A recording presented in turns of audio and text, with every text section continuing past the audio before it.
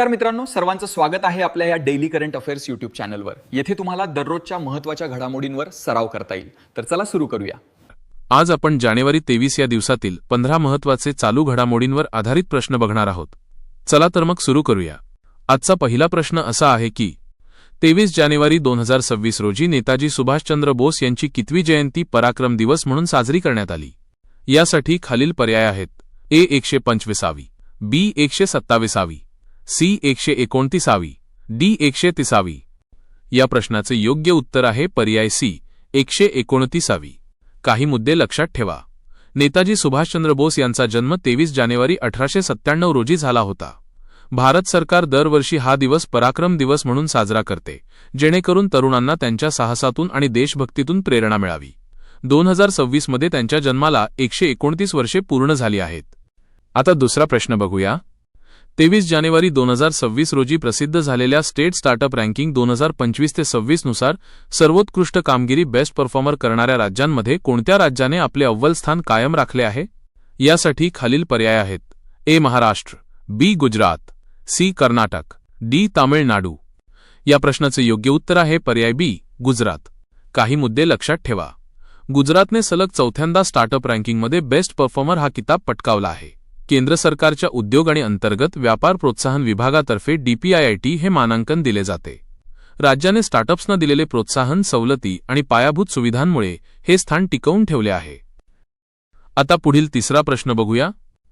23 जानेवारी 2026 रोजी भारताचे पहिले Subhashchandra Bose disaster management centre Subhashchandra Bose आपत्ती व्यवस्थापन केंद्र कोणत्या शहरात कार्यान्वित झाले? यासाठी खालील पर्याय आहेत: ए नवी Delhi, B Cuttack Odisha, C Kolkata, D Port Blair. या प्रश्नाचे योग्य उत्तर आहे पर्याय बी कटक ओडिशा। काही मुद्दे लक्षात ठेवा। कटक हे नेताजी सुभाषचंद्र बोस यांचे जन्मस्थान आहे, त्यामुळे या केंद्रासाठी या शहराची निवड करण्यात आली आहे। हे केंद्र अत्याधुनिक तंत्रज्ञानाने सज्ज असून आपत्ती व्यवस्थापनातील प्रशिक्षणासाठी देशातील एक महत्त्वाचे केंद्र ठरेल। नेताजींच्या 129व्या जयंतीनिमित्त पराक्रम दिवस या केंद्राचे लोकार्पण करण्यात आले। आता पुढील चौथा प्रश्न बघूया। 23 जानेवारी 2026 रोजी केंद्राने पराक्रम योजनेअंतर्गत कोणत्या सशस्त्र दलाच्या जवानांसाठी नवीन शिष्यवृत्ती योजना जाहीर केली? यासाठी खालील पर्याय आहेत: ए सीमा Suraksha Bal BSF, B Agniveer, C Assam rifles, D CRPF। या प्रश्नाचे योग्य उत्तर आहे पर्याय बी अग्निवीर। काही मुद्दे लक्षात ठेवा। नेताजी सुभाषचंद्र बोस यांच्या जयंतीचे पराक्रम दिवस औचित्य साधून केंद्र सरकारने अग्निवीर जवानांसाठी ही विशेष योजना सुरू केली आहे। या योजनेद्वारे सेवेनंतर उच्च शिक्षण घेऊ इच्छिणाऱ्या अग्निवीरांना आर्थिक मदत आणि शिष्यवृत्ती दिली जाणार आहे। सैनिकांच्या भविष्यातील शैक्षणिक प्रगतीसाठी उचललेले हे एक महत्त्वाचे पाऊल मानले जात आहे। आता पुढील पाचवा प्रश्न बघूया। 23 जानेवारी 2026 रोजी चर्चेत असलेले पेंच व्याघ्र प्रकल्प कोणत्या दोन राज्यांच्या सीमेवर स्थित आहे? यासाठी खालील पर्याय आहेत: ए महाराष्ट्र आणि गुजरात, बी महाराष्ट्र आणि मध्य प्रदेश, सी मध्य प्रदेश आणि छत्तीसगड, डी महाराष्ट्र आणि कर्नाटक। या प्रश्नाचे योग्य उत्तर आहे पर्याय बी महाराष्ट्र आणि मध्य प्रदेश। काही मुद्दे लक्षात ठेवा। पेंच व्याघ्र प्रकल्प हे महाराष्ट्र आणि मध्य प्रदेश या दोन्ही राज्यांमध्ये विस्तारलेले आहे। जानेवारी 23 रोजी हे प्रकल्प विशेष चर्चेत राहण्याचे कारण म्हणजे येथील वन्यजीव संवर्धन आणि पर्यटनासाठी राबवण्यात आलेले नवीन उपक्रम। हे जंगल द जंगल बुक रुडयार्ड किपलिंगमधील मोगलीच्या कथांसाठी प्रसिद्ध आहे। या व्याघ्र प्रकल्पाला अलीकडेच भारतातील पहिले डार्क स्काय पार्क म्हणून मान्यता मिळाली आहे, ज्यामुळे खगोलप्रेमींसाठी हे आकर्षणाचे केंद्र ठरले आहे। आता आपण आजचा 6वा प्रश्न बघूया। 23 जानेवारी 2026 पासून दिल्लीतील लाल किल्ल्यावर कोणता सांस्कृतिक उत्सव सुरू झाला?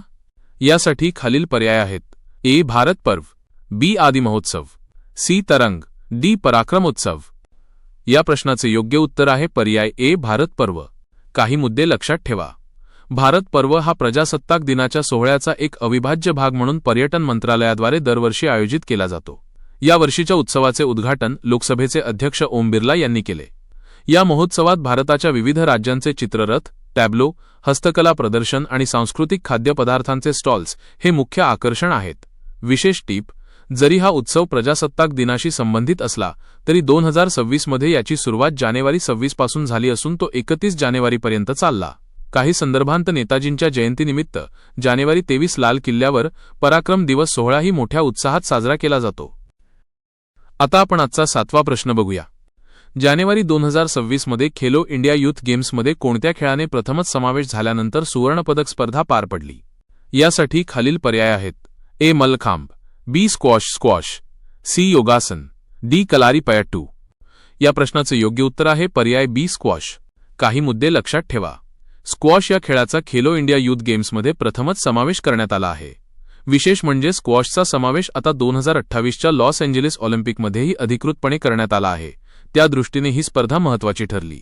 तामिळनाडूमध्ये पार पडलेल्या या स्पर्धेत तरुण खेळाडूंनी स्क्वॉशमध्ये आपले कौशल्य दाखवून पहिली सुवर्णपदके पटकावली. आता 8वा प्रश्न बघूया.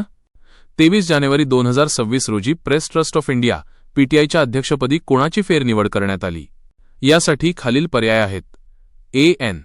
रवी, बी. के. एन.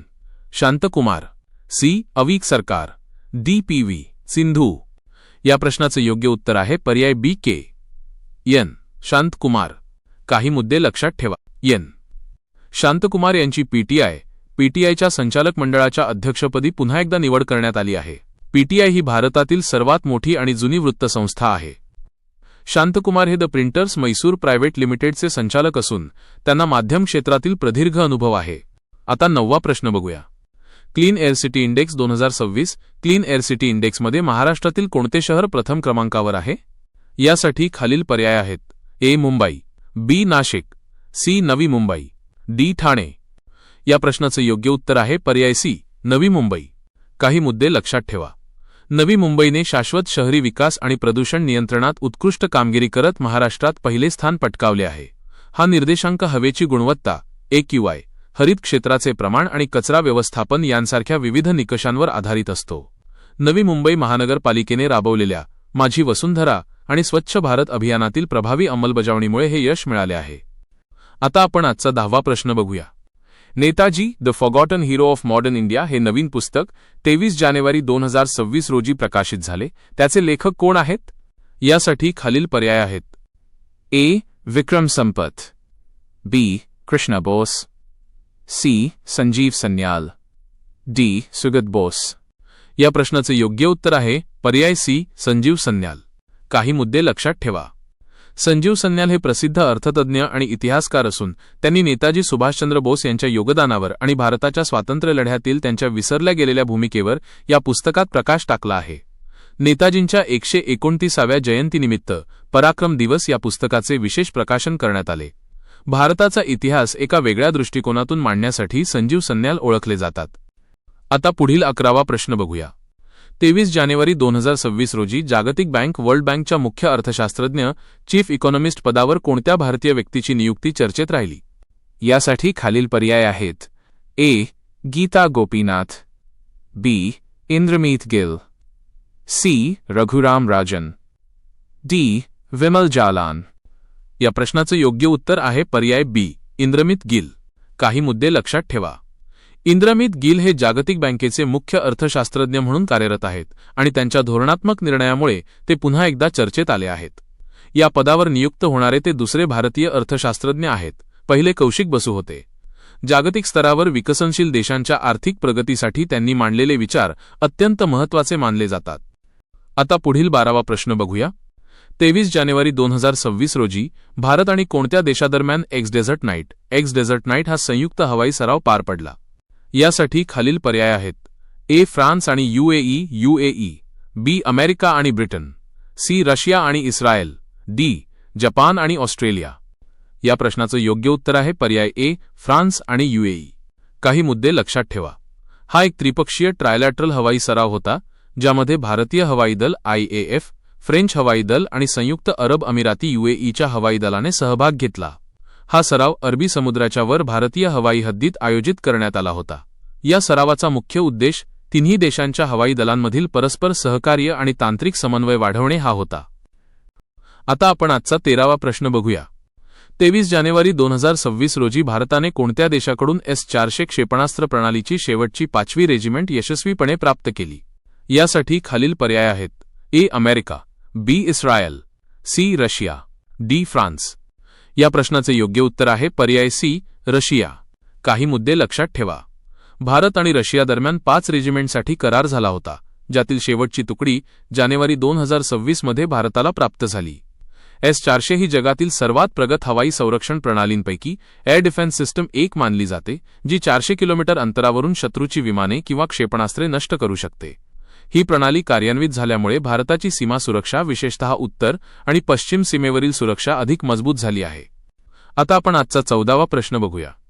23 जानेवारी 2026 रोजी महाराष्ट्रातील कोणत्या जिल्ह्याला स्मार्ट ग्राम योजनेअंतर्गत राज्यस्तरीय प्रथम पुरस्कार मिळाला? यासाठी खालील पर्याय आहेत. ए. सांगली, बी. कोल्हापूर, सी. सातारा, डी. वर्धा. या प्रश्नाचे योग्य उत्तर आहे पर्याय बी. कोल्हापूर. काही मुद्दे लक्षात ठेवा. कोल्हापूर जिल्ह्यातील गावांनी स्वच्छता, व्यवस्थापन आणि तंत्रज्ञानाचा वापर या निकषांवर उत्कृष्ट कामगिरी केल्यामुळे जिल्ह्याला हा बहुमान मिळाला. महाराष्ट्र शासनाच्या ग्रामविकास विभागामार्फत R. आबा पाटील यांच्या स्मरणार्थ ही स्मार्ट ग्राम योजना राबवली जाते.